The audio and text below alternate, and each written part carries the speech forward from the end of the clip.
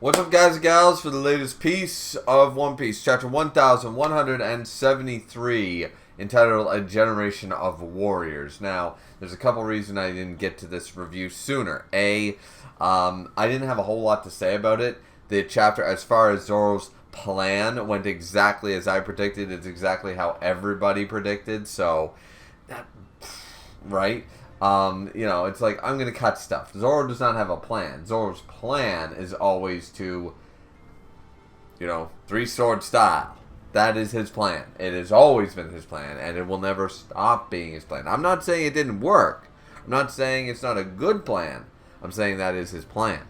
So, that's the opening part of the chapter, and then we get into some Brook and Gunko stuff, and then at the very end, there's some other stuff, but I didn't really have a whole lot to say about this chapter, and as a lot of you know, between my injury to my back last month, plus all the amount of the workload that's going crazy, I'm going to be working 6-day weeks for the foreseeable future at the very minimum, at the very bare minimum. So when I have something crazy to say about a crazy chapter, I will obviously try my best to get it out there. But for right now, we're just into 1173, which, once again, good chapter.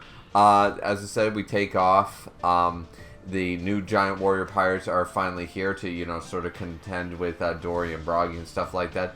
Zoro goes along and starts cutting down some of the other giants that have been taken over, that have been Domi Reversied and stuff like that. And they're just like, that's Zoro for you, let's go, and that kind of stuff. And then that's...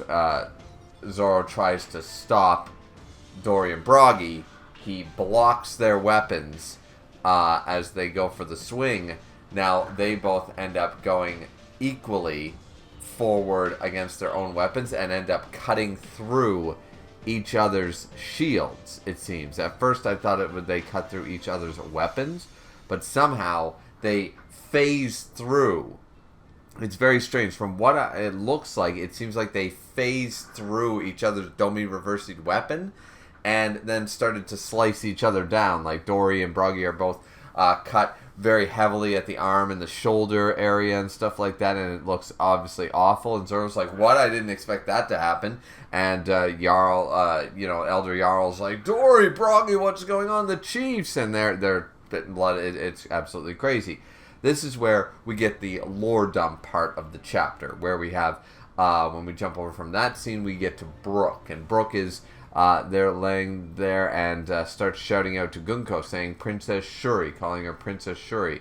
You there, are you Princess Shuri?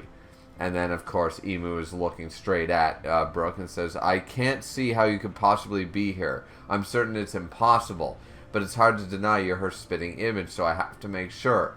Even if you aren't the princess, you must surely be of her blood, because the princess would be at least 80 years old by now. Obviously, because Brook is so old, right? So he's like, there's no way, it can't possibly, but you're her spitting image. So, of course, she wouldn't recognize me, given how much I've changed. And yet those features, the blue, apparently Gunko has blue hair. I forget if we had that in a cover, a volume cover yet, but she's got blue hair. The mismatched eye color, so yes, that's on purpose, and a connection to the Holy Land. And you're fond of my music too, aren't you? Which is actually true. Gunko is fond of Brook's music as the Soul King, but obviously was fond of his music 80 years ago, and or 50, 60 years ago. It says, every single detail is a perfect match. You must be Princess Shuri, and we're thinking there's going to be this whole thing about Princess Shuri. I remember when you were a baby, blah, blah, blah. And it's like, I had hoped to go the rest of my life with ever having to think about you ever again, Princess Shuri. So, whoa. Sort of red herring. We got flipped. I'll be honest. I don't think anybody called that Brook knew this woman and actually despises her, or does not, or something like that, or has bad history with her. I don't think anybody called that, this response. So, said, I owed everything to the man whose life you took. You might be my princess and all this stuff. And then this is where Gunko sort of wakes up. Gunko is obviously Princess Shuri's true name. or Gunko is the name given to her. Sorry, Princess Shuri is obviously her true name. Gunko is the name given to her when she became a holy knight, and Imu's even there. Are thy Gunko, are thy memories beginning to return? So obviously there was brainwashing involved, there was something, because she seems to wake up for a moment and then immediately says, Brooke, you have to run, and immediately reverses everything that she's done. She's released Brooke's, the arrow powers and stuff like that immediately, and the arrow that was leading the kids, Colin and the rest of the giant kids, was also waving and stuff like that because she managed to regain control and gain some memories back, according to Imu. So she woke up from her. Obviously, she has some type of split personality at this point, whether it was due to brainwashing. I mean, this is One Piece, and we don't say it a whole lot, but it could be one of those situations where it was torture-induced to create a persona, almost, and it's like, yes, master, sort of idea. And of course she would have regressive or traits that couldn't be ignored, like she was still going to be fond, even in her Gunko personality, she's still going to be fond of Brooke's music. That's not something that they could have beat out of her, as it were. So she immediately understands the situation, recognizes what's going on. I like this idea because too long do they do that in a lot of fiction, where if you have the other personalities in there, in this case Princess Shuri, she doesn't know where she is, what's going on, where's father, where's the king and stuff. No. This one, obviously, I like this direction that Oda's taking, where he's decided, she immediately recognizes she has all the memories up to today, up till right now, and she wakes up, so she's been there in the back of the mind. She knows what's going on. So because she's immediately like, Brooke, I know you're Brooke, you have to run away. She releases, she knows how to use her powers, gets him free pretty much, and then this is where she tries to say, Brooke, I'm Ugg, and then this is where Imu's like, you dare to defy my will, Gunko, and doubles down on the power and stuff like that, right? So pretty crazy there. So this is where Brooke's leg gets stuck. He gets mostly released except for the leg. And then it says, wait, why did you tell me to run just now? I came to settle this matter. Who are you?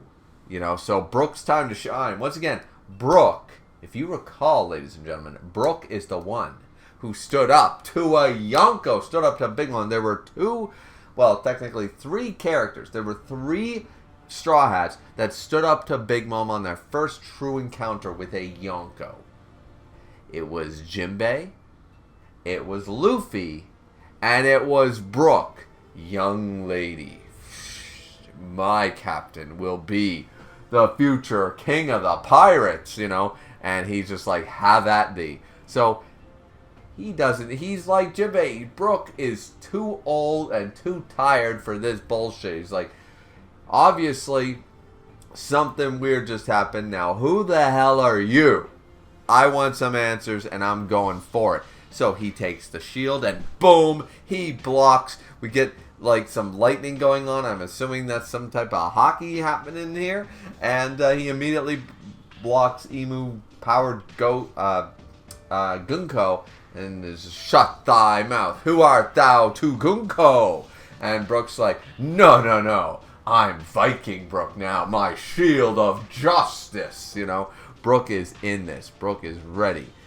So everybody else obviously got freed because the concentration was broken. So Usopp's free, Jinbei's free, the arrows came loose for a moment, and they all managed to get free. Of course, Robin is still wrapped up by the thorns, so we're cutting back to them and everything. And we see that surprising, once again, everything seems to be going according to plan, other than obviously Gunko is dealing with some existential crisis stuff with the Brooke stuff. And Dory and Broggy were cut each other down, it seems like. Now, Summers is still having a field day, being like, you brats, you just keep on moving. You're going to be all good, nothing you can do about it and stuff. Now, this is where Summers tries to egg on Colin. It's like, so, you're Gabon's kid, huh? What's he going to do now sort of idea. It's like, Summers, you talk really big for a dude who was like, Scupper Gabon! Flashback to getting his ass kicked for 30 years. He's like, I'm immortal and I'm terrified of this guy. You know what I mean?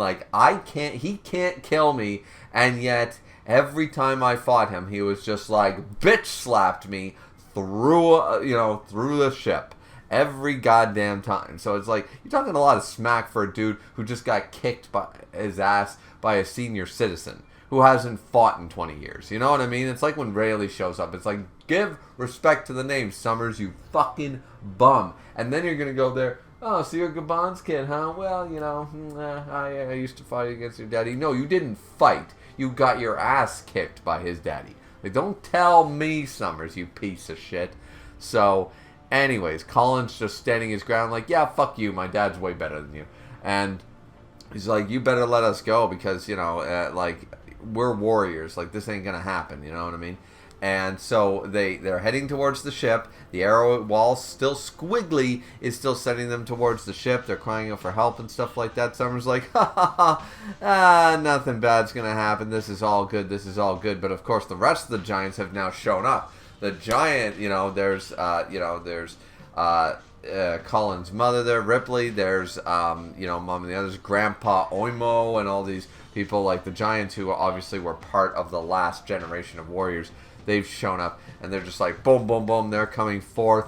One of the versions of Killingham's dream powers, the Nika one has shown up. The God of Destruction, Nika, is here. Oh, it's so dangerous. Fighting against the parents, and the parents are like, we're a generation of warriors. Fuck, this ain't Nika. And they slice down the Nika and stuff like, you're underestimating us. And then all the kids are like, our moms and dads are the shit. What the fuck? It's amazing. I actually love that. And they're like, arg, and stuff. It's like, they're kids. We won't make it in time. So this is where Goldberg and, what is her name? But, from the new Giant Warrior Pirates, but the one, Ripley's Colin's mother, get her name right offhand. But anyways, so they immediately go in there along with Rhodes, and they're just like the three generals. Goku sovereignty. Goku sovereignty, I think is how you say it. Anyways, they just launch a triple sovereignty, blast this Nika demon through the chest, falls on the ship, destroys the ship. The ship goes to fire and stuff like that. And Summers is just like, wait, what? The ship gets destroyed? And Summers is like, oh my fucking God. And it's just like, what I like about this is like, alright, we have enough conquerors on this damn island. These are holy knights. Not even Shanks' brother is here. Kick their ass already. Emu might be controlling Gunko, that's a different story. But like, this has gone too well for them. Too easy for them. It's like, I'd love to see here at the end of the chapter that the plan, everyone's got a plan. And then all of a sudden, it goes off, it goes to shit. It's like the Straw Hats are involved. Nothing can go directly to plan. And it also seems like immediately because the Nika Dream Demon was falling onto Summers, Summers was the one who was like, no, don't crush me. Knocked him away and knocked him into the ship. So caused the ship to blow up. Fucking hilarious. So the ship sunk and now the tables have turned. Let's go. Summers, what you gonna do now, bitch? I am waiting for it. It's going to be funny. It's going to be a good time. Anyways, that's it for me, ladies and gentlemen. Hopefully you guys enjoyed. I would have liked to go through and dissect this chapter a little longer as I normally do. 25, 30-minute reviews when it comes to One Piece, obviously, especially. But right now, just everything's, as I already told you guys, everything's just very, very hectic right now. And I'm running on fumes for the rest of this month, and I got a lot of stuff to get covered here in February, so it is what it is. But thankfully, I'm still going to try to keep up as best I can with the core reviews for things like One Piece and Kengan and stuff as I can. Once again, 1173 was not a bad chapter whatsoever, but not exactly the most exciting super chapter. Gotta talk about this the day it comes out sort of things happened. So when chapters like that do drop, I feel like I can at least push them until I'm actually able to spend the time to talk about them properly, rather than force out a review when I'm under the weather or just exhausted or what have you. So, but yeah, as far as 1173, fine chapter, moved along at a good pace, And I'm glad that we're following multiple storylines going forward. We have the Brooke and Gunko stuff. Then we have, of course, the kids' rescue going on, and what's going on with the rest of the fighting with Elder Jarl, Dory Bragi, etc., etc. And I'm sure we're going to jump back into the underworld with Loki and Luffy next chapter. So, anyways, that being said, hopefully you guys enjoyed. As already said, like, comment, and subscribe, and we'll see all you wonderful people back here next time for 1174. Looking forward to it. Hope you guys are too. Have a good one, everyone. Sayonara.